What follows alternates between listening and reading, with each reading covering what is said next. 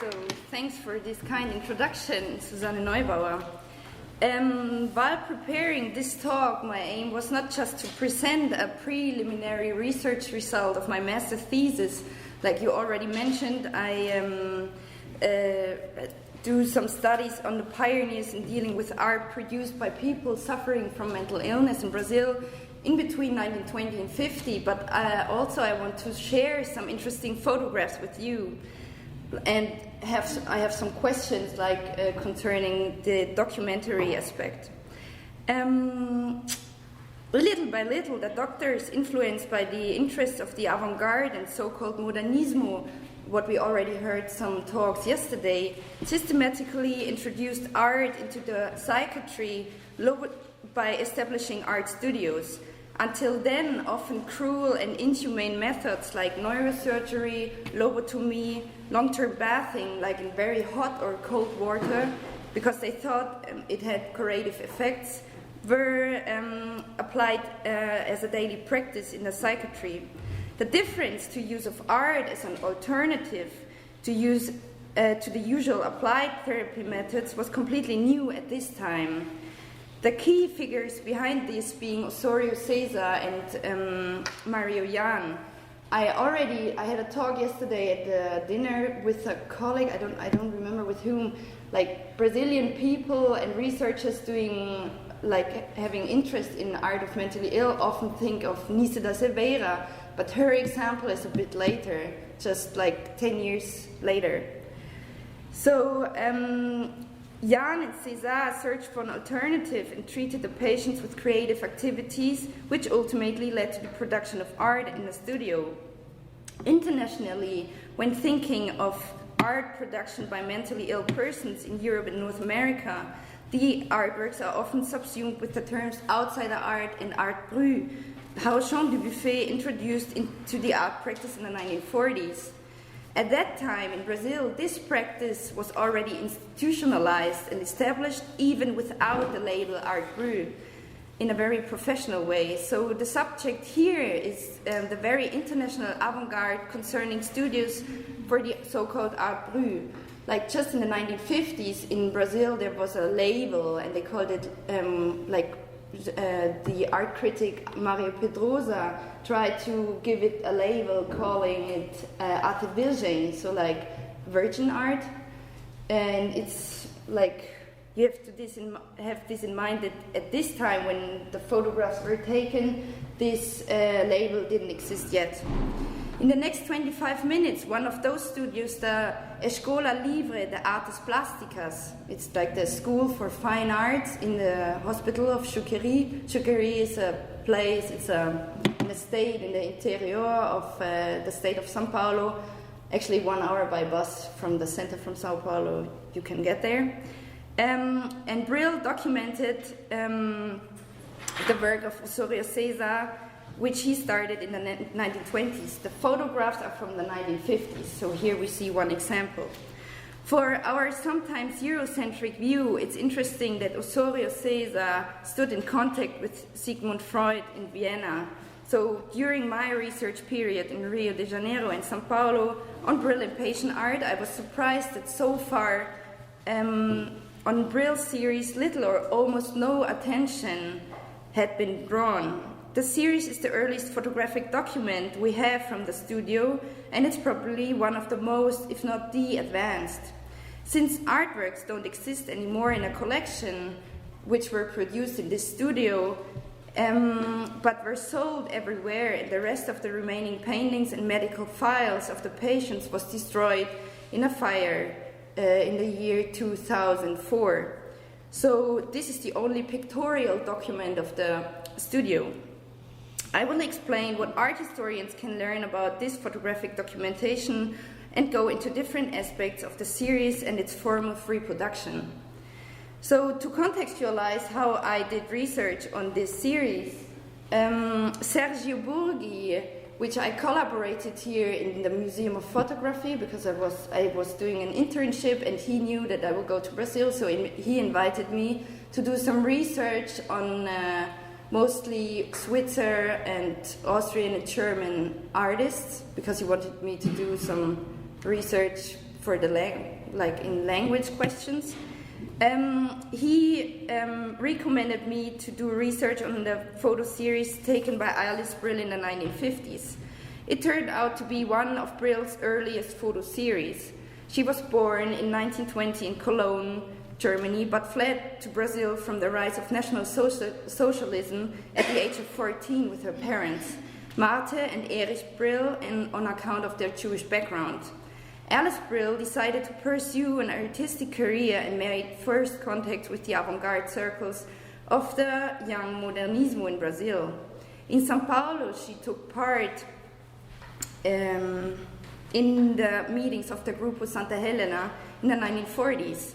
At that time, her uncle, who was already settled in the United States, suggested Alice to continue her art education after the war in the US.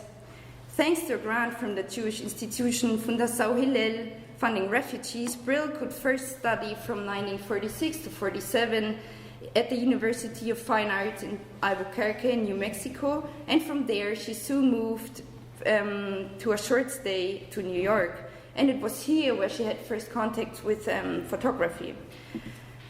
After returning to Brazil, she worked as a photographer for Pietro Maria Bardi and Lena, who was already mentioned yesterday as well.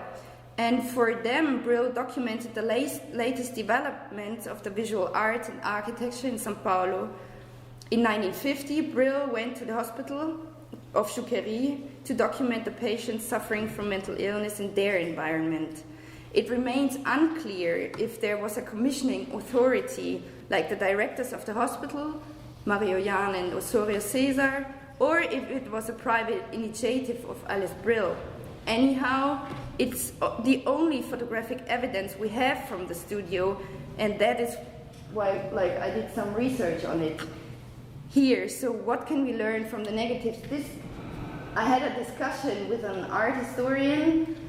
What we see here is actually not the negative, but this was the material I got from the Instituto Moreira Salles, because they have the negatives really as the negative, but in cool boxes because of the tropic climate.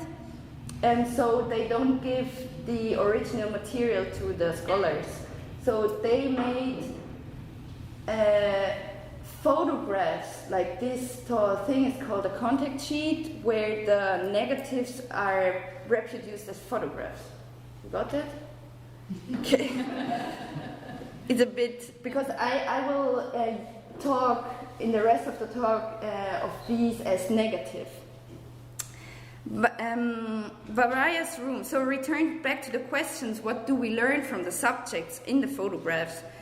Various rooms and scenes were recorded. On all negatives here on these contact sheets, we see both interior and exterior views of the hospitals. The motive was to record the whole complex of the hospital.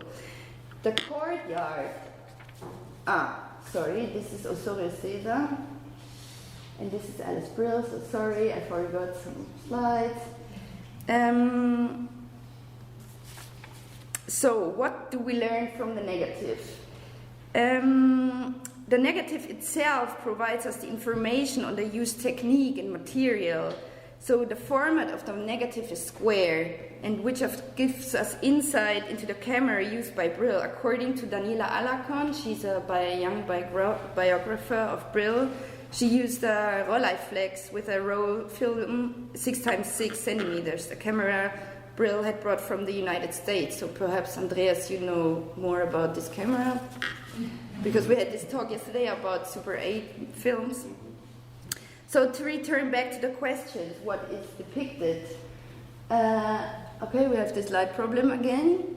And various rooms and situations are depicted, and the motive was to record the whole complex of the hospital. The courtyards are captured from an elevated raised perspective, so we can make out patients of all ages running around and separated by gender. So this is two different yards. Here is the male and here the female yard. And they are lying around, running around, or looking directly into the camera. Now in these two photographs, we see some architectural details were recorded. One shows a covered walkway that connects probably different buildings of the hospital complex, and is probably reserved for the hospital clinical staff. Distinguished figures in white suits and coats, white coated suits, are allowed to use this pedestrian bridge to go from one building to another. The other photo shows a lateral, partial bared, covered gallery that opens to the courtyard. We see boys and girls, so like it's mixed gender if they are younger, behind a tall fence which seems to be guarded by hospital staff and give the impression that they can't move around freely, even like they don't look too unhappy. Moreover, we have photographs that mostly show studio views. The former function of the location is still visible as a washroom or for therapeutic purposes. As I already mentioned, here are the bathing tubes for the really long or long-term bathing in cold or warm water. We can recognize the white tiled floor, bath tubes, long pipes with shower heads, and water faucets sticking out of the wall. Now everything changed. Boards on the bath tubes serve as tables, and the high walls are closely hung with artworks, and large wing windows provide the studio with daylight. Moreover, we see the tables and easels where people are able to sit, eat, draw, paint, read, or smoke. The atmosphere seems more relaxed and the patients more free in their spatial choice and activity than in the yard. The interior views consists of two distinct groups of the close-ups. On the one hand, we have to see the individual portraits of the patient artists who stand or sit spontaneously next to their artwork. In this example, let's have a quick look how Mad Men was documented before. I just found this from the book of Dietrich Georg Kieser. You always, he tried to, this is 100 years before, but it's still representative what happened until that moment that Brill started documenting. In this example of Dietrich Kieser's, he tried to show that the outer appearance, physiognomy, and shape of the head are a testimony of a mental illness and different diseases. In a strong contrast to that, we can identify now that Alice Brill recorded individuals with feelings and emotions as well, but not because of their mentally divergent behavior.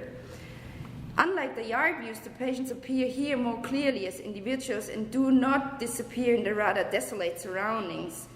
The way Alice Brill is portraying them shows that the patients as personalities that stood really contrary to the normally used technique documenting madmen from the psychiatry. On the other hand, Brill shows close-ups of the artworks themselves. The object does not fill the edges of the photograph, but the view on the background is open. Like here we see the artwork on a bench, or here lying on a table. This is really bad quality. I don't know if it's better back there. No? Okay, because here it's... At this point, we can draw conclusions on the artistic process and the circumstances on site in the hospital. Brill probably did not have her own photographic studio in a hospital or pure white fronts of wall panels that could have served her as a neutral backdrop to the presentation of the artworks. Instead, she had to take pictures of the paintings on this park bench or on a table. Alternately, Brill had the artworks held by 4 hands. And to receive a monochrome serene background, that was conducive to the setting. Moreover, we know this example where she pinned the painting of the artist on the backside of another painting. And we know, because this is cutted here by Brill, we know that this background is not important, but she wanted to focus on the painting. So now, what does this tell us? We know a lot of things, like how we have an idea how the context was, and the circumstances look alike, but still it remains unclear who is depicted on the photographs and what is the art about. My only chance to answer this question was to do deeper research. So I had several indications that the series was not complete at the Instituto Moreira Salles. Even they told me that all negatives from the estate of Alice Brill had gone into the archives of this collection. So at first the context sheets looked strange to me because nobody makes such a perfect series without any waste material. And the selection probably was done by Brill. Second, Brill was often contracted by the couple Pietro Maria Bardi and Lena to make photos of the series of the daily life in the city, so it could be that they just helped her to distribute the photographs. And third, reconstructing her biography, Brill often collaborated with the major museums of São Paulo. Like this, I assumed that there had been prints in their collections. Searching for the prints, I investigated all the major museums, and last I found at the archive of the Museo de Arte Contemporanea da Universidade de São Paulo, like you abbreviate that with MAC-USP, and I found prints. The following conclusions can be drawn from the comparisons of the prints from the MAC-USP, like the collection of the museum, and the negatives of the Instituto Moreira Salles. At first, more pictures are belonging to the series than previously assumed. Therefore, the number of images must have been increased from 50 to 57 at least, and the formal testimony of the series being regarded as complete must be revised. The newly added group of works consists mainly of reproduction of paintings. At second place, knowing that the negative was square, the prints have a remarkably strong cropping. On the negative, clearly more background can be seen. Like this is from what I got before, and this is what is in the museum in the MAC-USP. On the negative, clearly more background can be seen, which gives us information on the environment and the difficult working conditions of Brill. Only in her photo studio, Brill could readjust occurring errors and defects. To redirect the focus, Brill had to crop the square format of the negatives while developing the photographs. The amount of cropping shows that the goal was not a mere documentation in terms of a rapidly taking snapshots, but Brill simply cut the photos to get a higher concentration of the subject. For example, here of the photograph, or here of the painter and this painting. And the subject and object is more taken out of the context. The label of the patient is neutralized with the effect that the spectator can concentrate on the artist and his artwork. Furthermore, the object photo, what I got from the archive, can be turned around, and the prints are interesting, having a verso side. So on the verso, at first I mentioned different stamps. Yeah, and I could differentiate the addresses. They were missing in the Instituto Moreira Salles because Alice Brill often moved with her studio in between the different areas of São Paulo. So now, for example, we can close this research gap from Sumaré, where her exact address was there. And apart from the stamps, Brill simultaneously had a strong interest, personal interest, in the individual lives of the patients, which can be found in the numerous inscriptions on the versos. She described individual profiles of the artists, discussing their artwork and assigned an author. As of now, a great number of the photographs of the series in the Instituto Moreira Salles can be identified, and vague descriptions are replaced by the exact names and descriptions. All results will return to the EMS, closing some research gaps. So I have this example here. We already know this lion. He was depicted on, we know that, like, she depicted him on a bench, and she wrote, "Hi, is 23 years old and hospitalized since 10 years, and is interested in what is really funny in his lion, because if you don't have the inscription, you think he's grinning, but his intention was to paint a lion showing his teeth and like to scare somebody." The next example is, here you see it better. Teofilio, hospitalized since 11 years. He's schizophrenic and disoriented in time and space and does not know how long he has been hospitalized or why. So only this type of painting representing the most diverse facades of houses. Yeah.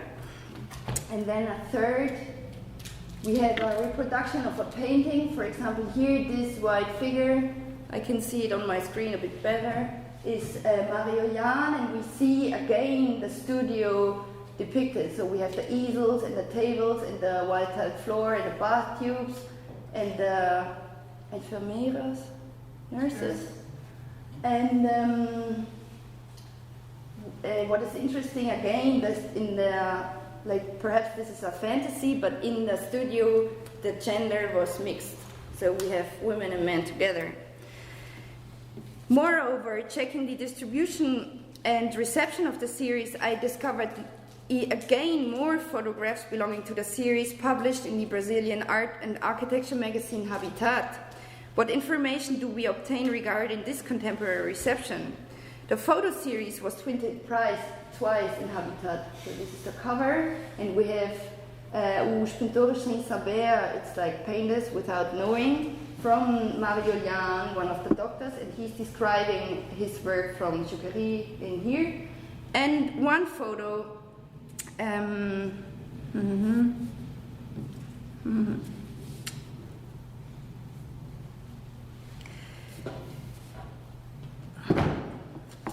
So the newly founded newspapers and magazines played an important critical role in the urbanized world.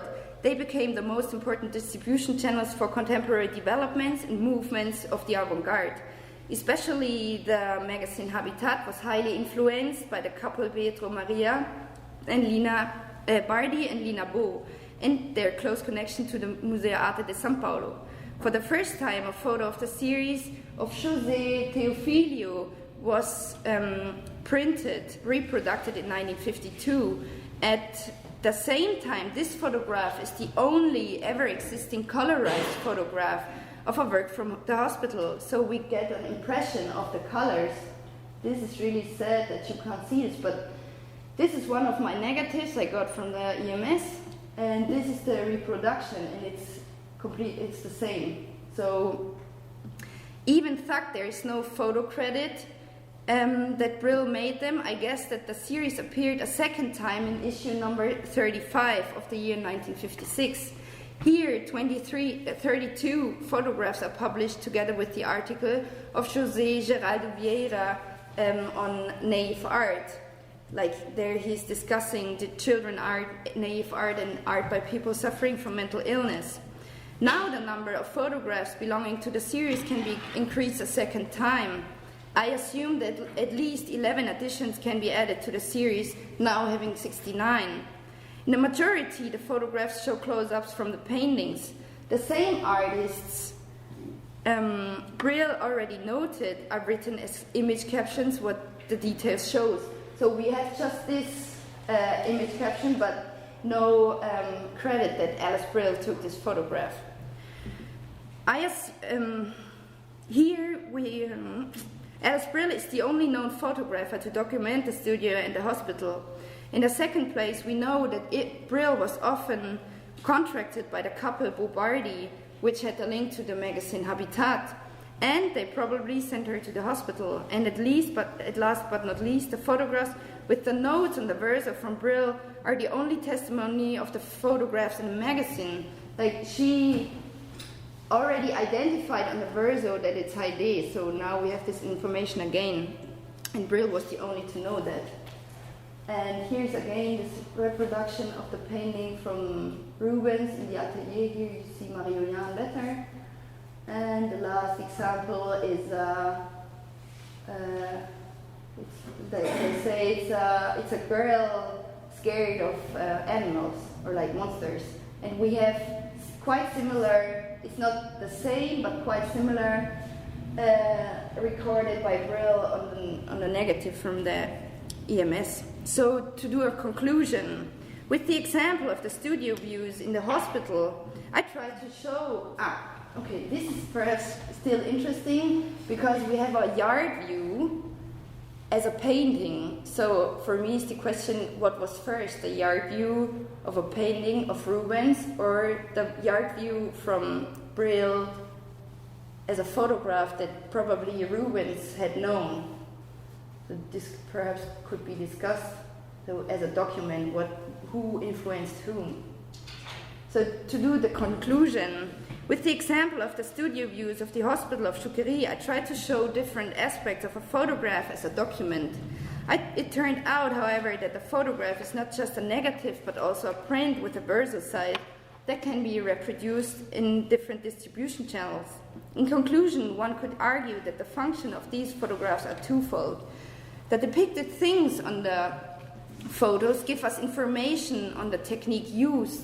Furthermore, the depicted is a testimony of a new atmosphere in the clinic and the studio, which was recognized as outstanding and worth being illustrated by the help of the photographer Brill. The prints are documents and objects that allow us conclusions on the artistic process and method. Brill did not just document the hard facts of the studio, but instead it simultaneously illustrates the studio with high artistic standards. By cropping and focusing, she was able to draw an image different to the so-called madman from the psychiatry. We had one example. Brill presents an alternative, humanized and neutralized view on the people with that new focus. By investigating the distribution channels, the series could be extended twice. Initially, I wanted just to explore the documentary series of Alice Brill only in context of her biography. In view of all these further interesting aspects, I tried to show that a photograph being treated as a document gives us more information to be classified than it seems at the first sight. So thanks.